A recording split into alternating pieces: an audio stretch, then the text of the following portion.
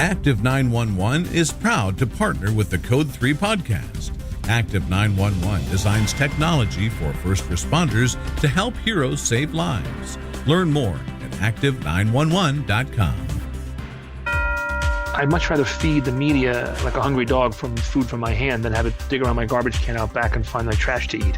If we are able to interact with the media directly and have more input on what information they receive, we'll have less confrontation.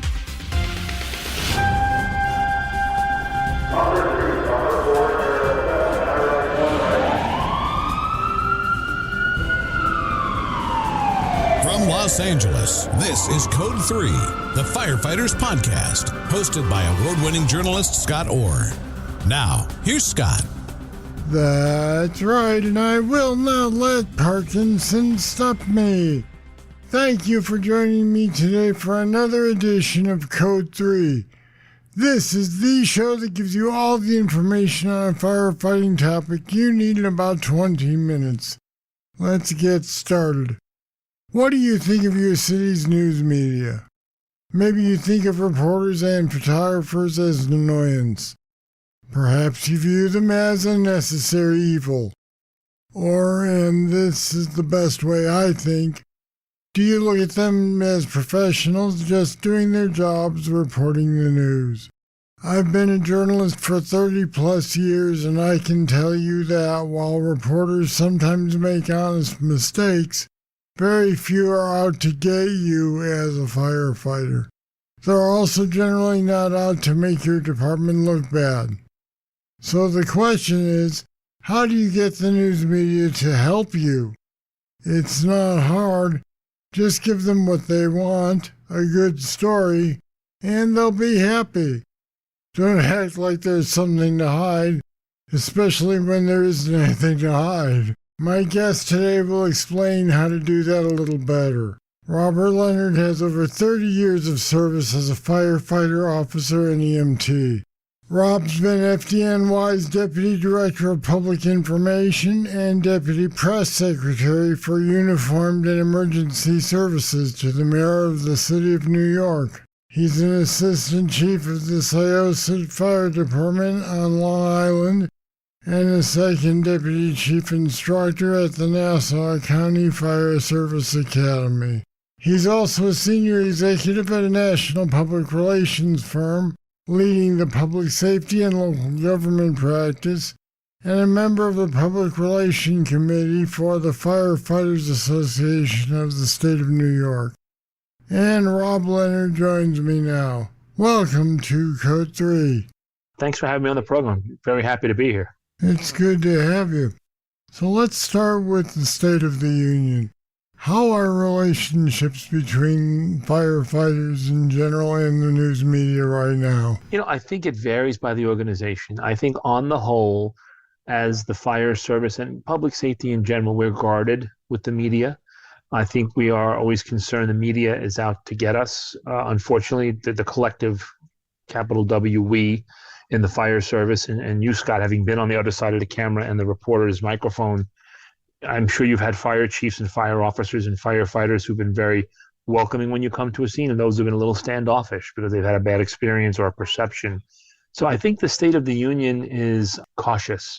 And what I try to teach people is it's like any other evolution we do in training. We practice stretching hose, we practice throwing ladders, we should practice talking to reporters, and it'll make it less stressful and less confrontational. We also need to understand their job. They're there to tell a story. And if we don't talk to the storyteller will talk to someone who will tell them a story, and it might be the probie or the civilian or the cop, nothing against our police brothers and sisters, or some disgruntled former member of your volunteer fire department or ex-employee of your career fire department. You should be the spokesperson for your fire department as a fire chief, as an officer, as a PIO, even as a firefighter at some point. And if you don't willing to take those reporters' questions and answer them, someone's going to answer them for you. I'm familiar with this to some degree, and I've noticed that a lot of firefighters will immediately point a reporter to the PIO, which is fine. But what happens when the reporter says, "Hey, I'd like to talk to a firefighter who was just out here 2 hours ago when the fire started"? Can we get somebody to do that, or is that typically a problem because no one wants to talk? So, I'm actually teaching a couple classes at Firehouse Expo on this, and a little self-plug here. If anybody's in Columbus for Firehouse Expo end of September, we're doing a 4-hour PIO boot camp and then a 90-minute fire officers and fire chiefs guide to media interviews. And even when I worked for the FDNY, we would talk about, you don't necessarily need the PIO or the chief to be there to speak to a reporter, but a lot of fire departments, when I start those classes we just spoke of, I do a little survey. Raise your hand if your fire department policy is no one but the chief speaks to the media. Next question. Raise your hand if your policy is no one but the PIO speaks to the media. And I tell both groups, which tends to be 80% of the people in the room, those policies are kind of restrictive. If Scott Orr, firefighter, pulled the cat out of the tree or saved the baby or dove into the rushing water to pull out the hiker. That's who they're going to want to talk to, yeah. Right. Not Rob Leonard, the PIO, or Rob Leonard, the chief. He didn't do the work. You did. And it's the same with law enforcement. The cop who made the arrest, who broke down the door, who found the kidnapped child, the detective who broke the case, not the police chief, not the mayor. They'll be part of the press conference, but you've covered these events as a journalist, and I've been at them as a PIO and a spokesman for decades.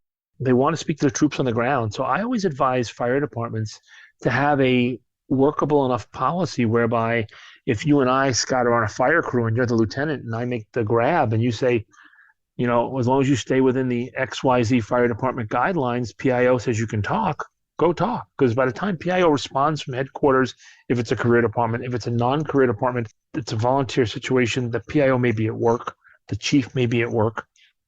We don't always have the luxury of having the chief or the PIO there to bless the interview, to authorize it. So I advocate having frontline officers trained to do interviews. And I took a great class at FDIC in Indy, run by a guy who's, I think it's College Station, Texas, PIO. He called it the Tactical Public Information Officer. He talked about not the formal PIO, but the informal PIO being the frontline officer and the frontline firefighter. They're the ones doing the work, putting out the fire at the scene of the emergency, who did the CPR on the baby. That's who oftentimes reporters want to talk to. Assuming that they're allowed to, as you just pointed out, how likely is it that your average everyday firefighter is going to want to talk to the media, and why might they not? That's a great question. That's part of the classes I teach is early in the program. I put up a quote, it's now 50 years old, from then President Nixon: "The press is the enemy." And I say that many police officers, firefighters, EMS providers, and others in government and public safety think the press is the enemy. I think we live in a highly digital, connected society, especially now, Scott. When I started doing PIO 33, 34 years ago, CNN was nascent. You didn't have the internet. You didn't have everyone's cell phone going live on Facebook. And no one wants to be that embarrassed firefighter. And we naturally rib each other. You look at Backdraft, they make fun of the Baldwin character. I forget which McCaffrey he was. I think it was Brian. He gets in the paper. He's got to buy everybody lunch. It's part of the union bylaw. And, you're the hero. And he rescued a dummy. Everyone's afraid of that, being embarrassed. But like anything we do in the fire service, if we practice it, it won't be foreign to us. I'm a hacking golfer. My son's a pretty low handicapper. He practices a lot more than his hacking golfer dad. I don't expect great results when I play golf. He gets great results when he plays golf because he practices. If we pulled out a video camera or even a cell phone or an iPad in the fire station and said, "Hey, Captain Scott, let's make believe you're the officer today and we had a rescue, and I'm Channel 6 News. I'm going to interview you." Same way we drill on hose stretching, ladder throws, fast team operations. You need to drill on this stuff. I think what would make them more comfortable and less reticent to do the interview would be practice behind the scenes and knowing their administration and their brothers and sisters support them. You'll get a little ribbing in the fire station kitchen. You should, but it shouldn't be mocking. It shouldn't be mean-spirited. And I have a slide in one of my classes where it says, 2 goals of firefighting. Everyone goes home and keep yourself off YouTube. So I think we're a little scared, made nervous. It's not something we're common and used to. So if we made it more common and did it more, we'd be more comfortable and less nervous. Now, I'm going to tell you an example of my favorite funny fire scene story from upstate New York from 20 years ago. and I'd like your reaction to it. I think I know what it's going to be. I was at a structure fire. It was a multi-story house. There was a firefighter who put up a ladder and went to the third floor, broke the window to make entry, and he started going in. The battalion chief came up to me and said, "Hey, don't put that on TV." And I said, "Don't put what on TV?" And he said, "We don't want people to know how we make entry into these houses." And I said, "With a ladder and an axe, it's not really a secret." He said, "No, we don't want to be telling people this." I tell you this to ask you, are we a little overprotective about what we let the media know? I think we are. I do. Now, listen, I'm a PIO. I'm a public relations executive by trade, which came out of being a government fire service and EMS PIO. But the line firefighter and the average officer is very nervous. We're in a litigious society. We're in a very media-conscious society. Regardless of the side of the debate you're on, there's one group that watches one cable news network and one that watches the other, and I watch them battle on Facebook all the time. And everyone thinks the media is out to get us.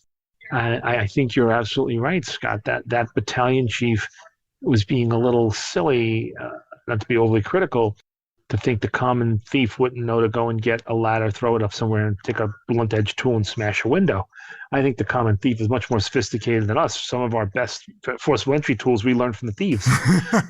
They're usually a step ahead of us. Well, you've kind of danced around the issue I want to talk about next, which is what they tend to call themselves these days, if not digital journalists, is First Amendment auditors. And they tend to try to push the limits with cameras that are live on Facebook or whatever.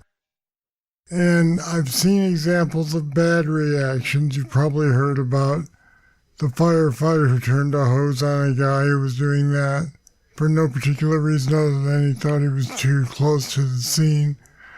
And what are your solutions to that problem when you've got those people, or are they a problem? I think it is an occasional problem. I think it's more of a problem than it needs to be. I think the solution starts with education. And again, when I teach classes on this topic, I'm not a lawyer and I'm not a constitutional scholar, but I review briefly the language of the First Amendment of the Constitution, which is Congress shall make no law regarding freedom of the press. You, as a former journalist, had a lot of rights. I remind people that, at least in the city of New York, where I worked most of my career, and I'm sitting right now as we do this interview, the New York City Police Department issues press passes to accredited journalists, and they say that they may cross police and fire lines wherever drawn other than for safety issues. So if we put a police line or a fire line up to keep the public out, it doesn't mean to keep the press out. Sometimes the PIO will establish a press area inside of maybe a warm or a cool zone, not the hot zone, at an incident, because the better access the press has, the better chance we have of, as I stated in that article you read in Firehouse this week, I'd much rather feed the media like a hungry dog from food from my hand than have it dig around my garbage can out back and find my trash to eat. If we are able to interact with the media directly and have more input on what information they receive, we'll have less confrontation. I was involved in a situation almost 30 years ago where I had a photographer for one of the EMS trade journals riding with me. We pulled up on a scene.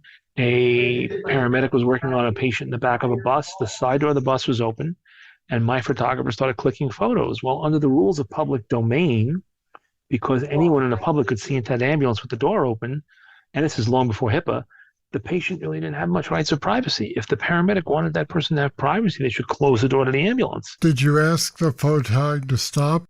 I didn't. I didn't because I'm a PIO and I'm thinking any Daily News or New York Times or Wall Street Journal photographer could get the same photo.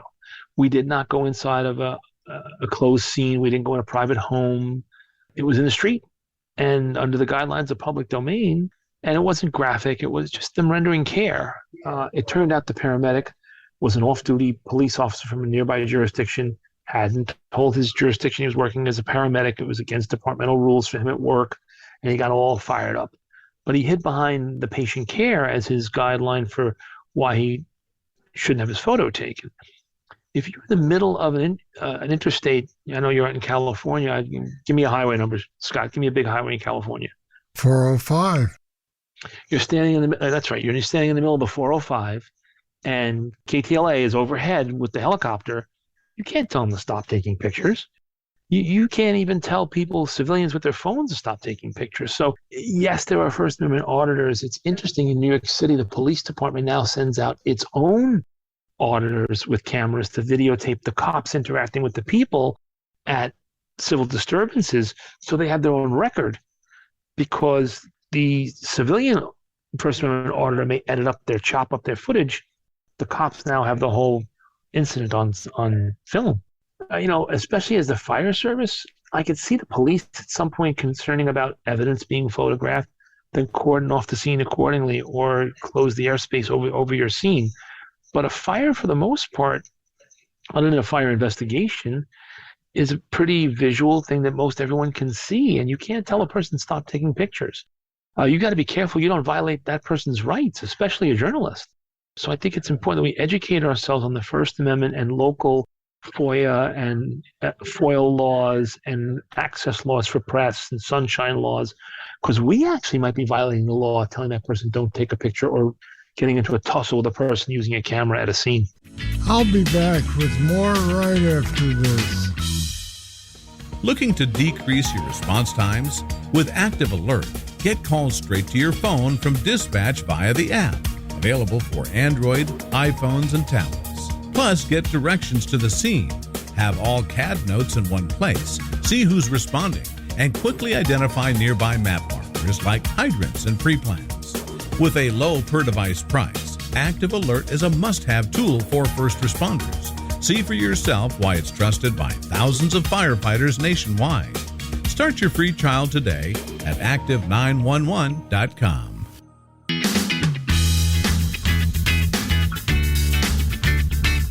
I want to talk now about the relationship that you might have with reporters. I've been in situations where I've had good relations with fire departments. Then the story comes up that I'm required to cover, and it's not a good story. It's not a happy story. And the reaction has been, I thought you were our friend. What can you tell people about that situation? I think it's important to recognize that the reporter has a job to do. And a reporter can do 10 great stories for you, but if your agency has a problem and the reporter's covering it, it's because your agency has a problem. The reporter didn't make your treasurer of your volunteer fire company steal the money. The reporter didn't make one of your firefighters at a career department show up intoxicated or under the influence of a drug at work and have an accident. The reporter is just covering that story. The reporters cover, as you know, Scott, the good, the bad, and the ugly. We love it when they cover the good. When it's the bad and the ugly, we get a little cranky. I think if you have a relationship with a reporter who's treated you with respect in the past, even on the toughest story, they'll continue to treat you with respect. They may have to ask you tough questions, but they'll be fair, they'll be objective, and that'll be to your advantage. So I think knowing reporters aren't your friends. I mean, I'm sure you, Scott, had fire service friends. That's why you're doing this podcast nowadays, and you're a big supporter of the fire service. But you were a reporter and a journalist. And there were times you probably had to go to people you had great rapport with and say, I got to ask some tough questions, ladies and guys. Right, but you know that if they're your quote-unquote friend, that they'll be reasonable about how they do it, and they won't try to do a hit piece. I agree. Even though you might assume it's a hit piece just because you don't like it. It can always be much worse. Yeah. I often, even in my private practice now, counsel clients, if you thought that story was bad, let me tell you 5 ways it could have been worse. And they say, oh, you're right, he didn't include this. She was fair about that, the reporter. The producer was fair about this or that. They did use my statement in its entirety. But you will only get that fairness when, 1, as I said in the Firehouse article recently, you're honest and forthright. 2, you give access. And 3, you built rapport beforehand. You talked, I know, on one of the bios on your own site about doing citizen academies as a reporter and as a civilian. I would encourage fire departments across the country to invite reporters in when it's not a bad story, so that they know Chief Scott Orr is a good guy and he's got good men and women working for him in the fire department. So when they do have to come do a bad story, it's not the fire department is a problem. The fire department at that moment has a problem. And I think there's a subtle difference there. That's a good way to phrase it. Let me go back to that honesty question. What is the harm in bending the truth a little, i.e. lying when you really don't want to tell a reporter something? What's real? I mean, yeah, it's not ethical, but that aside, what's the problem with it? I think there's a couple of problems. You made a good point about relationships. If the same reporter stays at the same TV station or newspaper for a decade or more, you're going to see him or her several times a year. And if they're on the beat covering police and fire, you're going to see them even more often. And once you've lied to them once, to restore your credibility is incredibly, incredibly difficult. And what value does that lie bring to you, really? It temporarily puts off the truth. The reality is there's so much ability to discover information nowadays, electronically, digitally, through FOIA requests, Freedom of Information requests. Fire departments of all flavors, even volunteers, are government entities. Even if you're in a private volunteer fire company, you're most likely funded by either government funding through a contract with a local government agency or taxpayer funding via contributions. So you might be a 501c3. In any of those cases, you have obligations to give out certain information. You're better off being honest because they may get it anyway. It may come out in a disclosure. Say, God, we have a firefighter under the influence of drugs or alcohol driving an apparatus, they crash, and we lie about it. Now the victim's family sues, and in the course of disclosure, the opposing attorneys get this information and put it out in the press. Instead of having a problem with one firefighter who is intoxicated, maybe he's having a bad time in his life or overusing pain medication due to a job injury, you lie about it. You now have that problem of the challenged firefighter driving, and you've undercut your own credibility, and you've raised the curiosity of the reporter to dig even deeper. Now it becomes the cover-up at the fire department. Yes, versus we had a bad apple. We're getting him or her the help they need. We have policies against this behavior. Mr. Jones or Mrs. Smith's firefighter should have known not to come to work under the influence. We've disciplined them. We've also given them the help they need versus we covered for them, tried to cover it up. It comes out anyway, and you get 2 or 3 bad stories rather than you take your hit once and move on. Let me tell you what a police captain once told me. He said that he goes to his lieutenants and his sergeants and he says, "Do you get calls every day from the news media asking what's going on?" And they would tell him, "Yeah," and we usually say there's nothing happening. He said, "Why is that?" "Well, there's nothing happening." And he said, "Yeah, there's nothing bad happening. But what's good that you could tell him? Did you save a kid from falling out of a tree or something?" They'll do that story too. So I'm wondering what the fire department version of that is. Even if they don't make a call on a beat call to the fire department, might you call a newspaper and say, "Hey, something good just happened"? It's not a big deal, but you might want to run it. I agree. Yeah, I'm a big believer in proactive media relations. My career day job as a PR executive, we work for the Firefighters Association of the state of New York, which is the trade association for all the volunteer fire departments in New York State. And even when there's no news going on, we make news. We will put out around Christmas time tips on Christmas tree fire safety. We don't wait for a Christmas tree fire to happen, and they happen a couple thousand times a year across the United States, causing tens of millions of dollars in damage and thousands of injuries. We proactively say, come down to the fire station, we're going to burn a Christmas tree and show you a demonstration of how bad this can be and give you some tips, news you can use for your readers or your viewers. We invite them to training days and like you said, a civilian academy or a media academy. We have graduations of firefighters from the academy. We have a firefighter retiring after 40 or 50 years of service, career, or volunteer. There are always positive, proactive stories you can be telling. The best PIO has 2 or 3 of those, quote, evergreen stories in his pocket or her pocket ready to go, and has a rapport, a relationship we discussed earlier with the media that they can call on a slow news day and say, hey, Scott, I got a couple of stories for you. You haven't called me in a couple of weeks, and it hasn't been too busy at the fire station, but these are some positive things that are going on. Why don't you come over and check one of these out for a story? And I'll jump back in here and point out that it may not even have to be a slow news day, but if my story of the day is falling through and you happen to have something you can pitch to me, or I know that you frequently have stories you can pitch, I'm likely to call you and go, hey, do you have anything at all? Absolutely, yes. You as a reporter, especially in today's day and age, when you were in the business 20, 30 years ago when you started, you had evening news at 5 or 6, 11, maybe a midday show. A lot of the TV stations now are, 6 hours a day of live news. They've got to fill a lot of space. The newspaper itself is thin, but the digital presence for the LA Times or the New York Times or the Washington Post or any newspaper is huge. They're always looking to fill content. So a reporter may call you and say, hey, PIO, I'm looking for something. Like you said, my story fell through, or my editor assigned me to this, and I know you guys are involved in youth programs. I'm doing a story about youth careers in a challenging economic environment. Is firefighter a good career, and how would a kid prepare for that? So you bring them to the fire academy and show them training. Show them your recruitment unit. Take them out to a school where you're giving out pamphlets to kids to sign up for the career or volunteer fire department. And boom, you've got a good story right there. Well, there we go. Rob Leonard, thanks so much for talking with me today on Code 3. Pleasure, and really an honor to be on the broadcast, Scott. Thank you. Working with the news media is not hard. Remember, all these people really want to do is get a good story and move on to the next one. That's what their management expects out of them. You can find more info on this topic at our website, code3podcast.com/press. It's worthwhile reading, so take a look. Now, if you're still listening, you're a fan, and that means I got a favor to ask. Tell a firefighter about this episode.